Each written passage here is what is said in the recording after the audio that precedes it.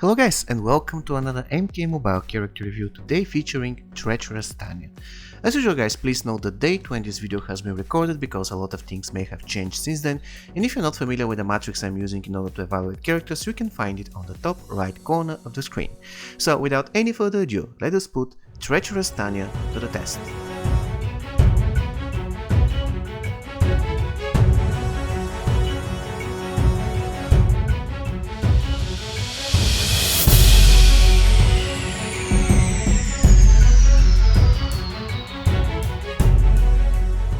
The Danian warrior Treacherous Tanya guys was released on the 18th of May 2017 and her original price in the old store was 425 souls. So let us check whether she is worth that price. Her attack is 47,817, which is the 29th highest overall and the 9th highest among the gold characters. The hit points, they are 108,192, the 20th highest in the game and the 4th highest among the gold characters. By the way, when she was released, she actually was the gold character with the highest hit points, but a lot of things changed since then and now she ranks 4th. In addition, her toughness is 41,580, which is the 21st highest in MK Mobile and the 4th highest in the Gold League again, and the recovery is 39,690, the 24th highest overall and the 7th highest among the gold characters. And the power generation is just 100%. So for her stats, Treacherous Tanya gets 17.6 out of 28 possible points.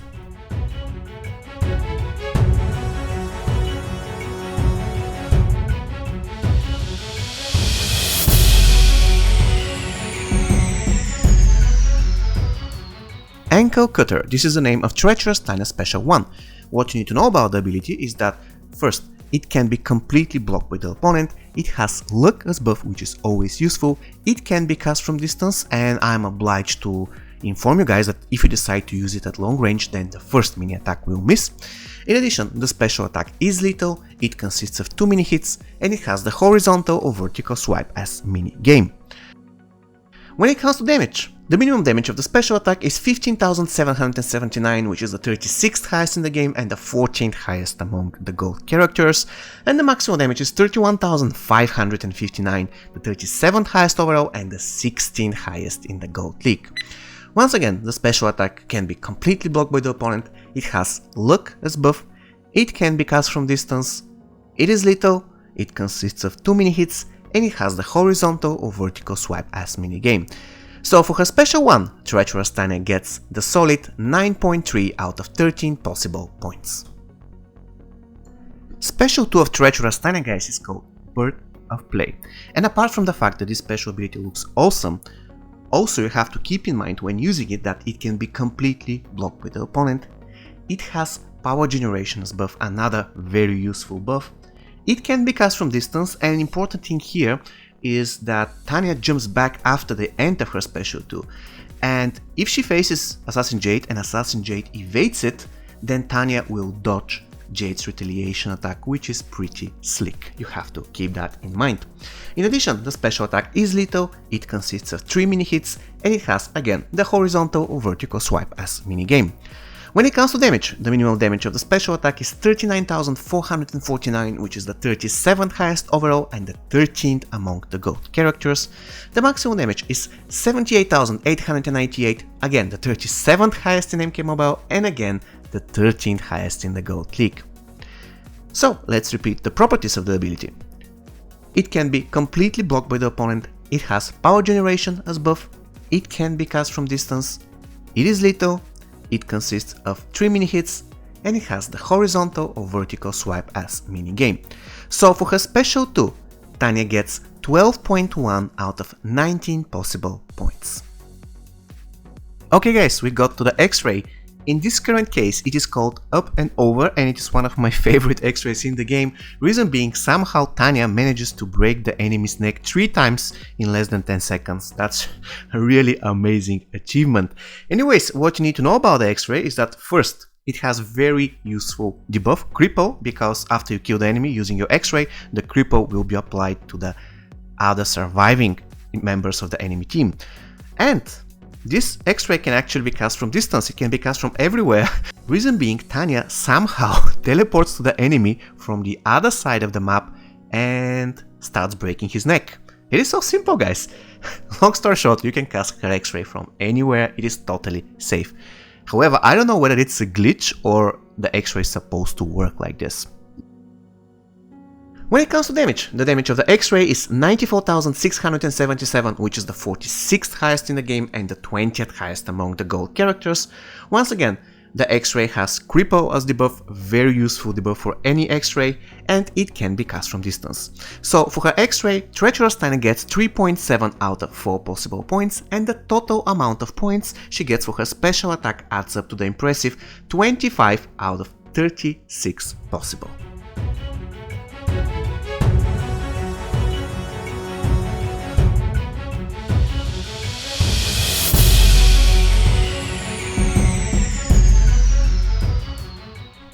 The basic attacks of Treacherous Tanya, guys, are average, or I would say slightly above average. After all, she is not one of the fastest characters in the game by far, but at the same time she is not slow at all. And when it comes to the chaining, it is true that she never pushes opponents back after the end of her combo, which is kind of unfortunate. So she doesn't have enough time to start another combo without risking being interrupted and countered by the enemy. However, you have to keep in mind that her reaction speed in terms of blocking after the combo is pretty fast. So in other words, she doesn't have time to start another combo, but she has enough time to block the eventual enemy's counterattack. So in general, Treacherous Tanya, I would say she has pretty decent basic attacks, and of course you have to keep in mind that one of her basic attacks, combo enders, or in other words her only combo ender, generates a lot of power, and that shouldn't be underestimated. So final verdict for the basic attacks will be 7 out of 10 possible points.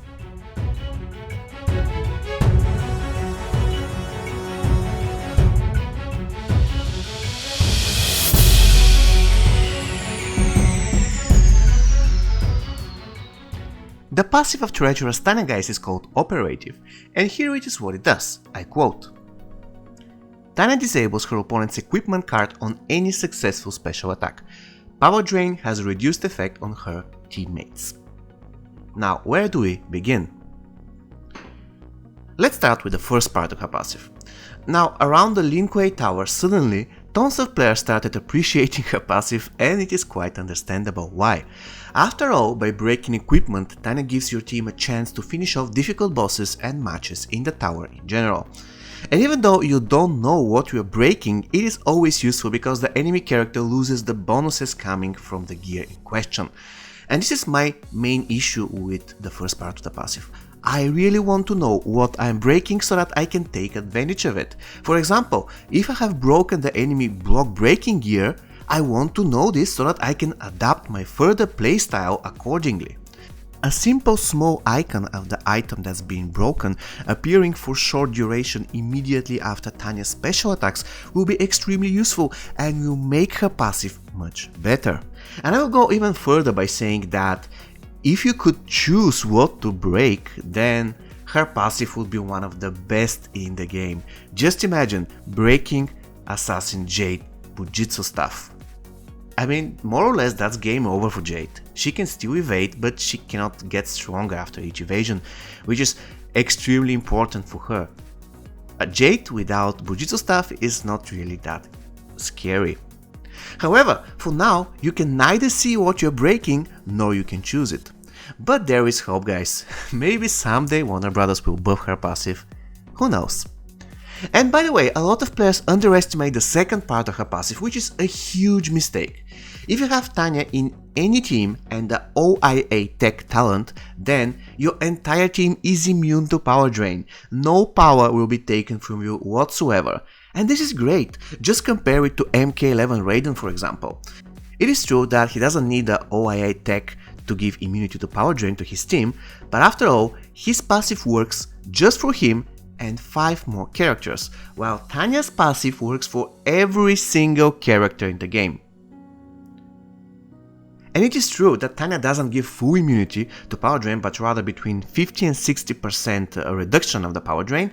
But again, she does it for everybody, and with the correct talent, which is by the way very useful in the first place, it will easily make your entire team completely immune to power drain. So I believe I made my point clear. Tanya's passive is not flawless, but at the same time it is unique and amazingly useful, so it deserves a solid 18 out of 20 possible points. She is a dual class character, so she gets 2 points for classes and 0 points for tagging attack.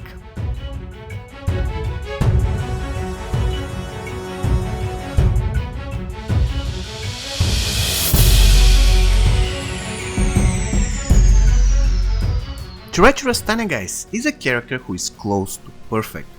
Let's face it, she has pretty good stats, and for a long time she was the character with the highest health among all other gold characters. In addition, she has great special attacks with very useful buffs, pretty decent basic attacks, and very useful passive. And on top of that, we shouldn't forget that she is a dual class character, which makes her ideal candidate for a lot of teams. She is a very versatile card.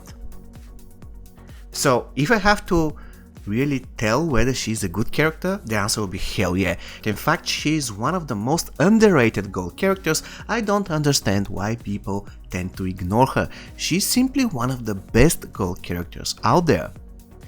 And if you're asking me how many points I'm going to give her when it comes to my subjective points, I will be giving her only 2.9 of 3 subjective points, and the only reason why I'm giving her 2.9 is because I like Kobujitsu Tanya slightly better. And that is why Treacherous Tanya goes a little bit down in terms of my preferences, but despite of that, I regard her as one of the best gold characters in the game. And with mine 2.9 subjective points, Treacherous Tanya will score 72.5 out of 102 possible, and we can label her as a great character. In fact, she ranks just above Leatherface and just below Combat Cup Johnny Cage. So once again, Treacherous Tanya, the final verdict is great character.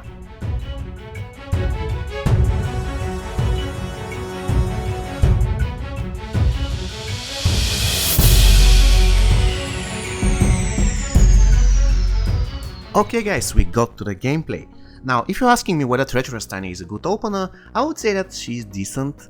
I mean, I never use her as a starter because I simply have better options, but if you are out of any other alternatives, then of course you can use her as an opener, give her Devastator, she will be just fine. When it comes to her best and worst matches, it's really tricky, because for example, she can be really good against Assassin Jade, as we already mentioned. You can use Special 2 of Tanya, and even if Jade evades, then you are safe because she cannot hit you with her Retaliation Strike. And on top of that, you have the opportunity to break her Bujitsu staff, which is extremely important for Jade in the first place. And of course, Treacherous Tanya can be pretty good against MK11 Jade as well. For the same reason, you can break her Bujitsu staff, and without it, MK11 Jade is not that scary. And of course, Treacherous Tanya will be good against any heavy power drainer, such as for example Punk Cassie, especially if you have Tanya plus the OIA tech, then Punk Cassie can literally do anything when she tags in. She will not power drain your team at all. However, I mentioned in the beginning, it is tricky because at the same time Assassin Jade and MK11 Jade can be hard matchups for Tanya. For example, even if you evade Assassin Jade's Retaliation Strike, she will still get stronger, and she can literally destroy you only by doing her basic attacks. And almost the same applies to MK11 Jade, because granted, if you have power for let's say 2 special ones, then that's fine, you can break her Bujitsu staff, almost guaranteed. But if you don't have any power, then MK11 Jade will be a very difficult matchup for Tanya. So it is like 50-50, it really depends on the situation. And when it comes to the best items for Tanya, it all depends whether you're going to use her Special 2 most of the time or whether you're going to use her Special 1. If you're going to use her Special 1, then you can give her item, Shao Kahn's helmet and Bloody Voodoo Doll. However, if you want to use her Special 2 most of the cases, then you have to give her Rat Hammer, again Shao Kahn helmet, and the endoskeleton arm, thus Tanya will be extremely tanky. And probably you noticed I didn't include any block breaking gear. That's right, every time when I play Tanya I don't need block breaker. All you have to do is time her basic and special attacks and she will be just fine. Okay guys, we got to the teams. It is really hard for me to decide which is the best team for Treacherous Tanya, guys, because she can fit in almost any team, but in most of the cases I tend to use her in a team with classic Melina. Reason being, Tanya is very tanky, and when you have Melina to heal her, that's even better. Those two girls work perfectly fine together, but you can see now a lot of different variations for a Tanya team. It is extremely difficult for me to say which is the best variation. They are all worth trying. Okay guys, Treacherous Tanya, what do you think of her? Do you like her? Do you dislike her? Please let me know in the comments. Once again, she scored 72.5 on our scale and we labeled her as a great character. As usual guys, if you want to see more reviews, you can find the playlist on the top right corner of the screen, and if you want to know which is the next on-demand review, you can find the list in the description of this video. See you next time guys. Take care.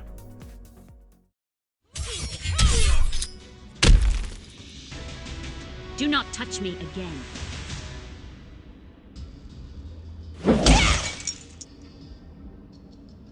Excellent.